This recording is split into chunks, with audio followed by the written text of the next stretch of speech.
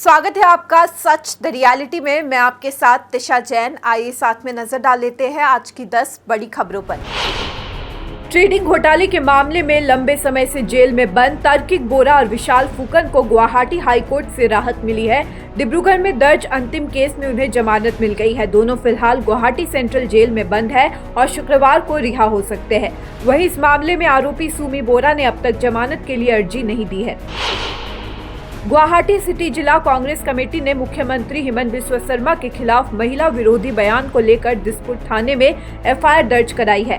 कांग्रेस ने मुख्यमंत्री पर आरोप लगाया है कि उन्होंने कहा था कांग्रेस सरकार के वक्त महिलाएं सरकारी नौकरी पाने के लिए कुंवारी नहीं रह पाती थी। इस बयान को लेकर विपक्ष और सामाजिक संगठनों में जबरदस्त नाराजगी है और मुख्यमंत्री से माफी की मांग की जा रही है। राष्ट्रीय रिकॉर्ड तोड़ने वाले धावक अमलान बोरगोहेन ने असम एथलेटिक्स संघ पर बड़ा आरोप लगाया है। उन्होंने सोशल मीडिया पर लिखा कि राज्य का प्रतिनिधित्व करने के बावजूद उन्हें संघ से कोई मदद नहीं मिली। उन्होंने कहा असम से सिर्फ एक एथलीट भारत का प्रतिनिधित्व कर रहा है, फिर भी न रजिस्ट्रेशन फीस में मदद मिली न कोई प्रोत्साहन। ऐसे में खिलाड़ी कैसे आगे बढ़ेंगे। अमलान ने राज्य संघ की उदासीनता को खेल के विकास में सबसे बड़ी रुकावट बताया है। नए महीने की शुरुआत के साथ ही एटीएम से कैश निकालने पर लगने वाला चार्ज भी बढ़ गया है। भारतीय रिजर्व बैंक के नए नियम के अनुसार आज से यानी 1 मई से फ्री लिमिट के बाद हर ट्रांजैक्शन पर ग्राहकों को 23 रुपए देने होंगे। पहले ये चार्ज 21 रुपए था, यानी अब मुफ्त लिमिट खत्म होते ही ग्राहकों की जेब पर ज्यादा बोझ पड़ेगा।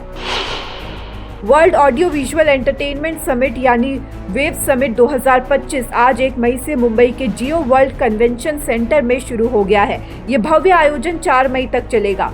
समिट का उद्घाटन प्रधानमंत्री नरेंद्र मोदी ने किया। इस खास मौके पर शाहरुख खान, अक्षय कुमार, दीपिका पादुकोण, हेमा मालिनी, मोहनलाल, अल्लू अर्जुन और रजनीकांत जैसे फिल्म इंडस्ट्री के कई बड़े सितारे मौजूद रहे। शाहरुख खान ने मंच से पीएम मोदी का स्वागत किया। भारत सरकार ने पाकिस्तान के नागरिकों को बड़ी राहत दी है। अटारी वाघा बॉर्डर से देश छोड़ने की समय सीमा को बढ़ा दिया गया है। पहले ये सीमा 30 अप्रैल को बंद होनी थी, लेकिन अब नए आदेश के मुताबिक पाक नागरिक अगली सूचना तक भारत से लौट सकेंगे। ये फैसला उन लोगों के लिए बेहद राहत भरा है जो समय सीमा को लेकर चिंतित थे। भारत और पाकिस्तान के बीच बढ़ते तनाव को देखते हुए अमेरिकी विदेश मंत्री मार्को रूबियो ने दोनों देशों के नेताओं से फोन पर बातचीत की। उन्होंने भारतीय विदेश मंत्री एस जयशंकर और पाकिस्तान के प्रधानमंत्री शहबाज शरीफ से बात कर दक्षिण एशिया में शांति और स्थिरता बनाए रखने की अपील की। रूबियो ने 22 अप्रैल को पहलगाम में हुए आतंकी हमले पर दुख जताया और आतंकवाद के खिलाफ भारत के साथ मिलकर काम करने की प्रतिबद्धता दोहराई। पहलगाम आतंकी हमले के बाद नियंत्रण रेखा पर तनाव लगातार बढ़ता जा रहा है। पाकिस्तान सेना ने लगातार 7वें दिन सीज फायर का उल्लंघन किया है। 30 अप्रैल और 1 मई की दरमियानी रात को पाकिस्तानी चौकियों ने कुपवाड़ा, उरी और अखनूर सेक्टर में भारतीय पोस्टों पर बिना किसी उकसावे की गोलीबारी की गई। भारतीय सेना ने भी तुरंत जवाब देते हुए ताबड़तोड़ कार्रवाई की। जम्मू कश्मीर के पहलगाम में हुए आतंकी हमले की जांच में बड़ा खुलासा हुआ है। एनआईए को पता चला है कि आतंकी हमला अचानक नहीं हुआ था, बल्कि वे 2 दिन पहले ही बेसरन घाटी में पहुंच गए थे। जांच में ये भी सामने आया है कि आतंकियों ने बेसरन के अलावा आरू, बेताब घाटी और अम्यूजमेंट पार्क की भी रेकी की थी। अब तक 80 ओवरग्राउंड वर्कर्स से पूछताछ हो चुकी है और कुछ को गिरफ्तार किया गया है। जांच एजेंसियों को सैटेलाइट फोन के इस्तेमाल के भी सबूत मिले हैं। केंद्र सरकार द्वारा जाति आधारित जनगणना के फैसले के बाद कांग्रेस और बीजेपी के बीच श्रेय लेने की होड़ शुरू हो गई है।